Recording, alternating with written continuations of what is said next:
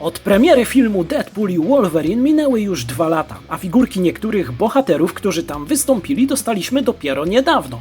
Jednym z nich zajmiemy się właśnie dzisiaj. Oto Blade.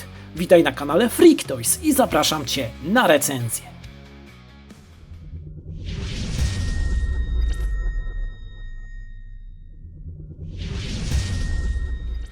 Ale zanim wyciągniemy tą figurkę, przyjrzyjmy się na początek opakowaniu, gdzie na górze po lewej stronie umieszczone zostało logo serii figurek Marvel Legends, natomiast poniżej możemy znaleźć transparentne okienko, przez które widać naszą figurkę wraz z załączonymi do niej akcesoriami. Natomiast po jego prawej stronie znalazła się też nazwa tego superbohatera, czyli Blade. Jeżeli spojrzymy niżej, to tutaj możemy znaleźć też logo filmu Deadpool i Wolverine, a także logo producenta, czyli firmę Hasbro.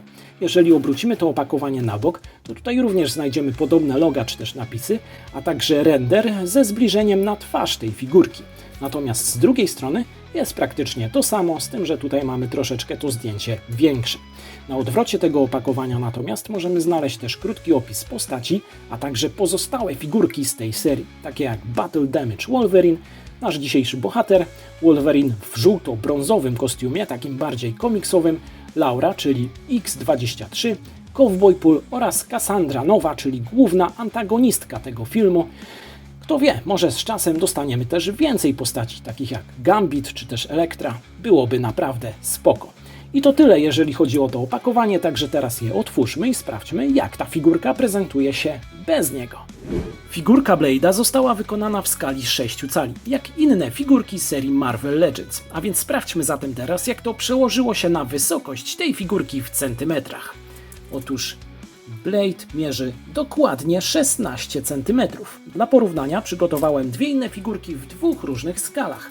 I dzisiaj skalę 6-calową reprezentować będzie Punisher z tej samej serii, a jest to wersja serialu Daredevil Odrodzenie, natomiast drugą figurką będzie 7-calowy Deadman serii DC Multiverse od McFarlane Toys. Jak widzimy, pomimo tego, że Punisher i Blade chodzą w tej samej skali, to tutaj Punisher jest delikatnie wyższy. Czy tak powinno być? Moim zdaniem te postacie powinny być raczej równe, ale nie jest tak źle. Natomiast jeżeli chodzi o porównanie z figurką 7-calową, tutaj jak najbardziej ta skala się zgadza.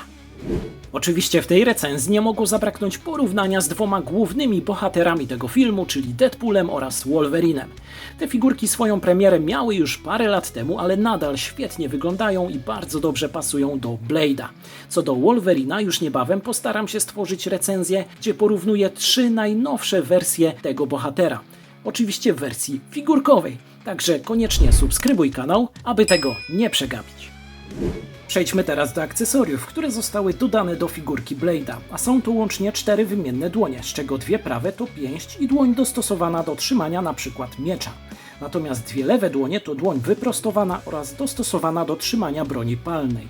I bardzo dobrze, że takie dłonie się tutaj pojawiły, bo przydadzą nam się do trzymania pozostałych 2 akcesoriów, którymi są wyraźnie podrasowany pistolet z dużą ilością detali, pewnie na wampiry, oraz nieduża maczeta. Obie te bronie mogą być przechowywane także na figurce, z czego maczeta w specjalnie przygotowanej do tego pochwie na plecach, a broń przy udzie, co działa dodatkowo na plus. Ale to nie koniec, bo producent dorzucił tutaj jeszcze dodatkową wymienną głowę, ze specyficznym uśmiechem typowym dla tego bohatera. Co ciekawe, dorzucono tutaj jeszcze 2 pary ciemnych okularów, po jednej na każdą głowę, co dodatkowo upiększa tą figurkę.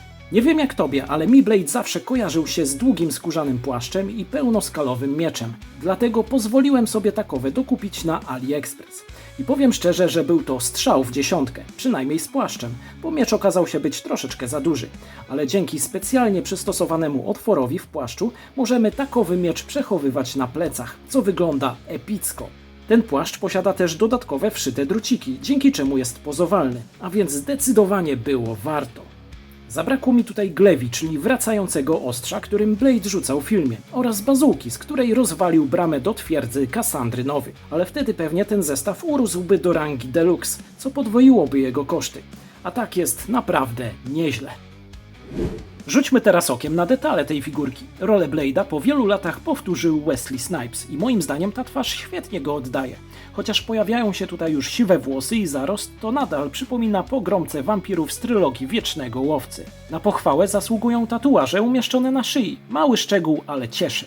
Co do kostiumu Blade'a, to ten ubrany jest w kuloodporną kamizelkę taktyczną z ciekawymi klamrami i czerwonymi zdobieniami. Na plecach znajdziemy też wspomnianą wcześniej pochwę na maczetę oraz kolejne czerwone zdobienia. Do kamizelki bezpośrednio dołączony jest pas z małymi ładownicami, do którego natomiast doczepiona jest ładownica udowa na 2 pasach. Nie zabrakło tutaj ochraniaczy na przedramiona i bezpalcowych rękawiczek zachowanych w tej samej stylistyce. Nogi zakrywają długie czarne spodnie z ochraniaczami kolan, a pod nimi czarne taktyczne wzmocnione buty. Wielu ludzi narzeka na proporcje tej figurki, a dokładnie na krótki tułów i długie nogi i ręce. Ale kiedy spojrzymy na zdjęcia z filmu, to tam właśnie tak to wyglądało. Podejrzewam, że jest to spowodowane wysoko zawieszonym pasem, co optycznie skróciło talię. Gdyby opuścić go bardziej na biodra, wszystko byłoby ok. Mi to nie przeszkadza i uważam, że wygląda świetnie. No to sprawdźmy jeszcze, jak wygląda pozowalność tej figurki. A więc zarówno głowa, jak i szyja znajdują się na stawie kulkowym, dzięki czemu możemy pochylać głowę mocno w dół, unosić mocno do góry, a do tego pochylać na boki, a także obracać dookoła. Bardzo ładny zakres ruchu nam się tutaj pojawił i bardzo mnie to cieszy. Ramiona możemy też obrócić o 360 stopni, unosić od i do ciała. Poza tym w tym miejscu pojawił się też staw motylkowy, chociaż przypominający te od McFarlane'a, czyli nazwijmy go taką bardziej imitacją. W bicepsie również możemy obrócić o 360 stopni, zgiąć w łokciu, bo mamy tutaj podwójny staw, no i oczywiście ruchome nadgarstki, które możemy obracać dookoła, a także pochylać w przód i odchylać w tył. Talia również jest ruchoma, z czego pierwszy punkt znajduje się pod klatką piersiową i również jest to staw kulkowy, który pozwala nam na delikatne pochylanie w przód, w tył oraz na boki, natomiast ten drugi w pasie pozwala nam na rotację talii dookoła. Nogi możemy unosić do góry, w tył oraz na boki, a poza tym możemy też w biodrze opuszczać te nogi delikatnie w dół, co pozwala nam później na jeszcze większe uniesienie nóg do góry, co przydaje się przy pozowaniu tych figurek. Następnie w udzie również możemy obracać dookoła, chociaż ta noga jest delikatnie ograniczona przez te paski, ale jak najbardziej działa tutaj to wszystko w tym miejscu. No i oczywiście możemy zginać w kolanie, mamy tutaj również podwójny staw.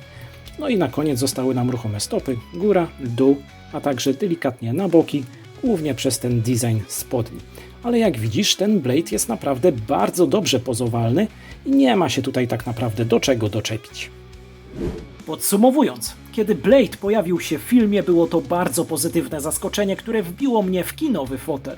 Z tej figurki cieszę się podobnie mocno, ponieważ jest to pierwsza figurka Blade'a w mojej kolekcji, na którą czekałem od 1999 roku, kiedy to premierę miał jego solowy film Blade Wieczny Łowca. I tutaj sprawdzają się słowa z filmu. Był tylko jeden Blade i będzie tylko jeden Blade. A co do oceny, to oczywiście 10 na 10. Nie mogło być inaczej. To na dzisiaj wszystko. Zostaw łapkę w górę, subskrybuj kanał i do zobaczenia w kolejnej recenzji. Cześć!